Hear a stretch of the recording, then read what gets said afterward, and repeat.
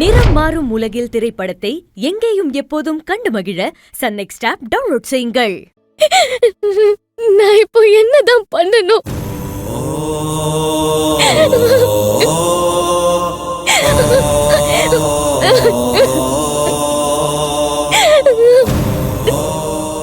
இதெல்லாம் உனக்கு பிடிச்சிருக்கான்னு கூட யாரும் என்கிட்ட ஒரு வார்த்தை கேட்கல.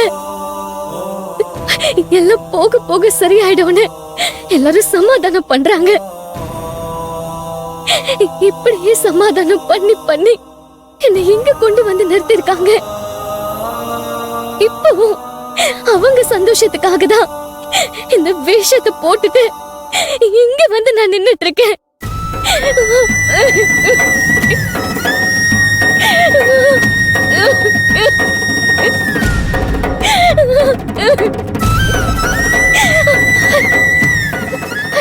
ஒருத்தரை சந்தோஷப்படுத்துறோம்னா அதுக்கு நம்ம இன்னொருத்தர் சந்தோஷத்தை பலி கொடுத்துதான் ஆகணும். நமக்கு பிடிச்சவங்களை சந்தோஷப்படுத்தணும்னா அதுக்கு நம்ம சந்தோஷத்தை பலி கொடுக்கறதுல தப்பு இல்ல சின்னதா. இல்ல சமயத்துல பிடிச்சவங்களே பலி கொடுக்கிறோமே, அதுதான் புரியல.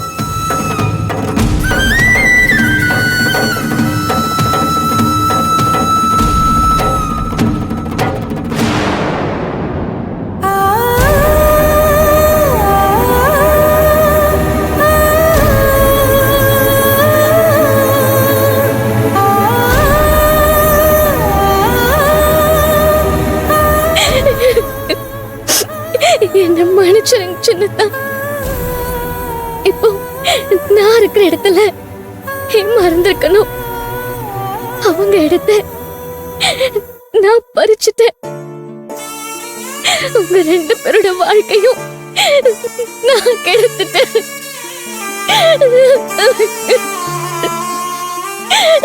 இதுல இருந்து நான் எப்படி வெளியே வர போறேனே தெரியல. என் மனசுல இருக்கிறத உனக்கு எப்படி புரிய வைக்கிறது? நீ என்னவா இருக்கணும்னு எனக்கும் புரியல.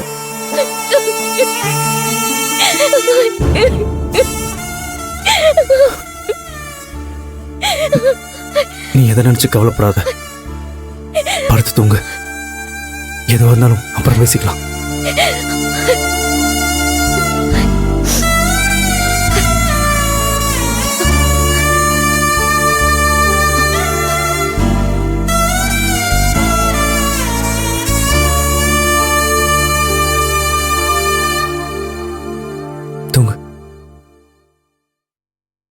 ஒரு நிமிஷம் சின்னதா.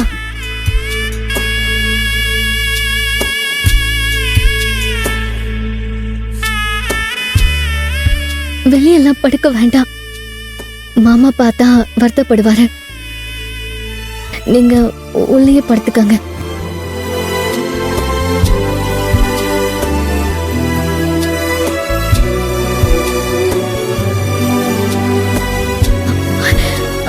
இல்ல, கீழெல்லாம் படுக்க வேண்டாம். நீங்க பெட்லயே படுத்துக்கங்க. இல்ல, நீ படுத்துக்கோ, நான் கீழே படுத்துக்கிறேன். இல்ல, கொடுங்க, நான் கீழே படுத்துக்கிறேன். சரி, இரு. இல்ல சின்னதா, நான் கீழே படுத்துக்கிறேன்.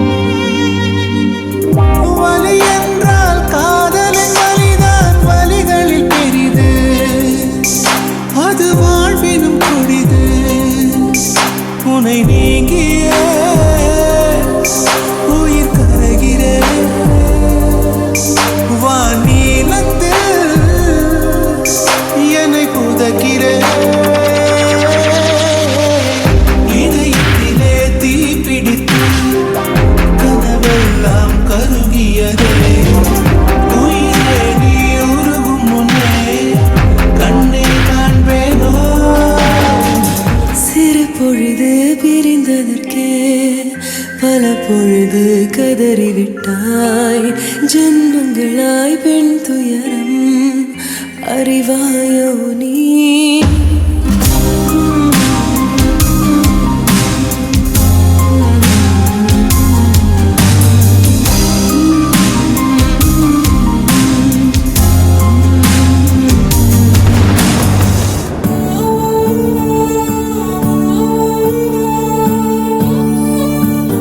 சண்முகம், நடந்ததை நினைச்சு வருத்தப்படாதப்பா. இனி நடக்கிறது நல்லதாவே நடக்கும். நாம எப்பவும் அதை மட்டும்தான் நினைக்கணும்பா. அந்த சரவணன் பையன் இப்படி ஒரு துரோகத்தை பண்ணுவான்னு நான் கனவுல கூட நினைச்சு பார்க்கல செல்லக்கிளி. எப்படி எல்லாம் நடிச்சு நம்மளை ஏமாத்திட்டான். அவனோட நோக்கம் எல்லாம் சொத்துலயும் பணத்திலையும் மட்டுமே இருந்திருக்கு செல்லக்கிளி. ஆத்தாளும் மகனுமா சேர்ந்து எப்படி எல்லாம் நடிச்சு நம்மளை ஏமாத்திருக்காங்கல்ல. இவங்க எல்லாம் எப்பேற்பட்ட நடிகரா இருந்திருக்காங்க செல்லக்கிளி. விடு சண்முகம், நம்ம அதே நினைச்சுக்கிட்டு இருந்தா வெறுப்பு தான் தட்டும். அது விஷமா வளர்ந்து நிக்கும். மன்னிச்சு விட்டு போறதை தவிர வேற வழி இல்லப்பா. எதை செல்லக்கிளி மன்னிக்க சொல்ற? அத்தனை பேர் முன்னால அந்த சபையில வச்சு என்ன அவமானப்படுத்துறது கூட நான் கவலைப்படல செல்லக்கிளி. அதை பத்தி கூட நான் பெருசா எடுத்துக்கல.